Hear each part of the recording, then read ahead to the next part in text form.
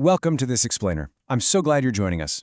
Look, if you're a parent, you know firsthand how tough it can be to keep a child engaged in a project, especially when the creative process gets messy, slow, or just, well, plain chaotic. Today, we're exploring a seriously fascinating topic: how the rewards we offer our kids actually impact their creative thinking. We all want to encourage our children's effort, but sometimes our well-meaning incentives can have totally unintended consequences. We're going to look at the research, unpack some common parent mistakes, and hey, absolutely zero guilt here, we've literally all been there, and give you a highly practical framework to help your child's imagination truly thrive. Okay, let's dive into this by picturing a super familiar scene.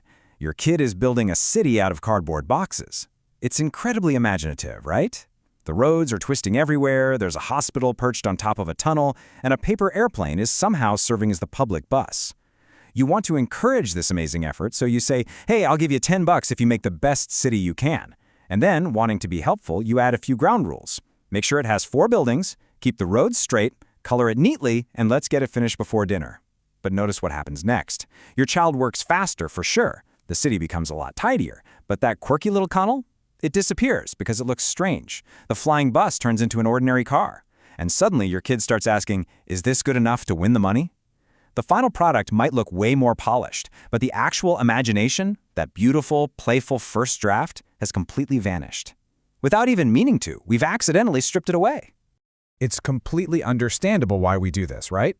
Creative activities are just difficult to manage.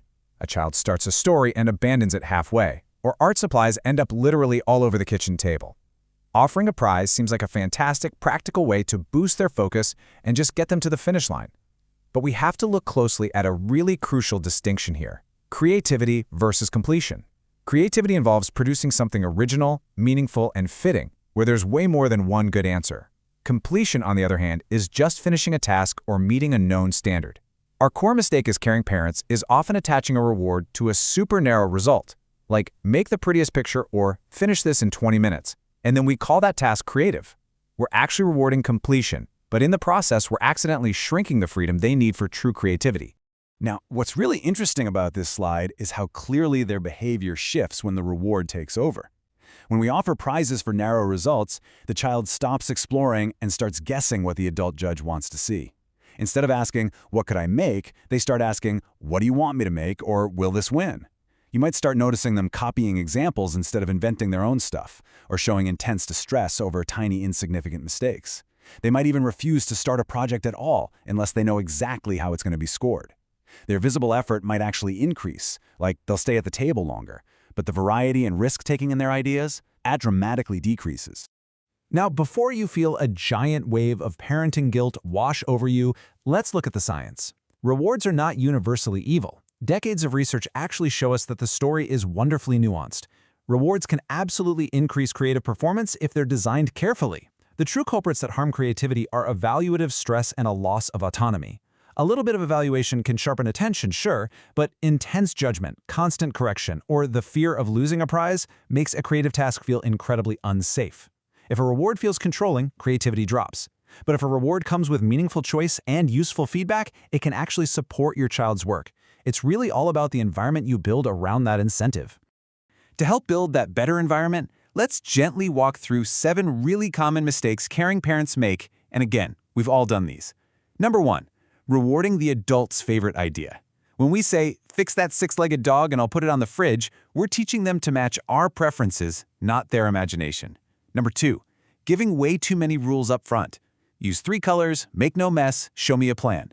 That just takes up all the mental space they actually need to invent. Number 3, rewarding speed or perfection. This just makes kids afraid to pause and think, or afraid to even start in the first place. Number 4, evaluating while they're generating ideas. Imagine trying to invent a joke while someone scores every single word you say. Kind of hard to be funny under that pressure, right? Number 5, turning everything into a competition. That just teaches kids to play it safe just to win.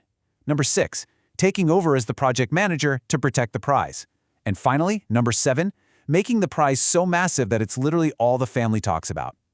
And this brilliantly illustrates how the exact same situation can be handled in 2 vastly different ways. Think about the controlling approach. It sounds like, if you make a perfect science model by Friday, I'll buy that game you want. Follow this picture so you don't mess it up. The task is crystal clear, but the child has absolutely zero ownership and a ton of anxiety about losing out on the game. Now look at the supportive approach. Your project needs to show how water moves. You can choose the materials and the design. I can help you test it, but the final choices are entirely yours. You're still providing a necessary boundary. It has to show how water moves, but you're empowering the child. And you can still celebrate when it's totally done, recognizing the completion without paying for a single adult-approved idea. So, the crucial point is how we actually shift from controlling to supportive. To do that, we can use the highly practical CREATE action plan. First up, C. Clarify the real requirement. Separate actual rules, like safety, from your personal adult tastes. Next is R. Reduce pressure during idea generation. Give them a safe period where unfinished, messy ideas are totally welcome. Then we E. Expand meaningful choice. Let them pick the materials or the topic. Honestly, even just 2 choices empowers them. After that, A. Acknowledge the process, not just the product. Notice their useful mistakes and strategy changes rather than just calling the final thing beautiful. Then T.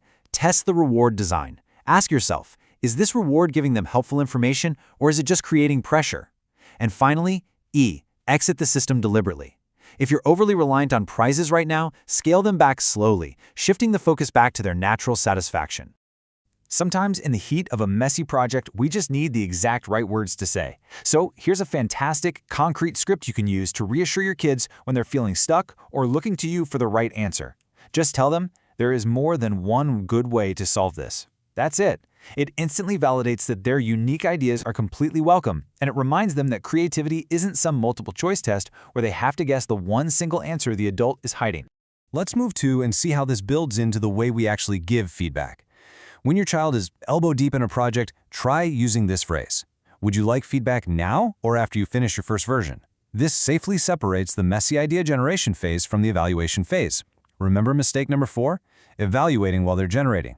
This phrase gives your child the power to protect their brainstorming time, knowing that you're totally available to help, but only when they're actually ready for it. And here's one more immensely practical phrase that works beautifully when a project is finally wrapping up. Instead of immediately praising it or critiquing it, ask, what part feels most like your idea? This immediately shifts the focus away from external rewards and adult approval and places it right back on the child's ownership of the project.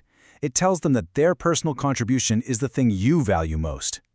Now, if your household has gotten just a little too focused on prizes and perfection, here's a highly actionable 7-day creativity reset you can try. It's a really wonderful way to slowly dial back the pressure together. On day 1, simply stop adding new prizes to a tense activity and just ask your child what they actually like and dislike about it. By day 2, strip away one of your adult preference rules, keeping only safety and actual task requirements. Day 3, introduce just a 10-minute entirely judgment-free brainstorming period. Day 4, offer a meaningful choice, like picking between 2 different materials. Moving to day 5, shift your feedback. Offer just one observation and one genuine question instead of a judgment. Day 6, let a project remain wonderfully unfinished for a day without demanding they complete it. And finally, on day 7, sit down and review it together. Ask them, did this project feel more like yours this week? It's just a really safe, gentle way to reclaim the true joy of making things. Ultimately, creativity needs both guidance and breathing room. Our kids absolutely need boundaries, skills, and deadlines. But they also desperately need permission to make something odd, unfinished, or completely different from what we expected. So I want to leave you with one realistic action you can take today. The next time your child sits down for a creative activity, remove just one unnecessary rule. Delay your evaluation until they've finished their first version and ask them this incredibly provocative question. What were you trying to discover? Just watch how that simple shift moves their attention away from winning approval and right back toward the magic of imagining. So as you head into the week with your kids, ask yourself, are you setting the stage for completion or are you creating the space for true creativity? Thanks so much for exploring this with me today.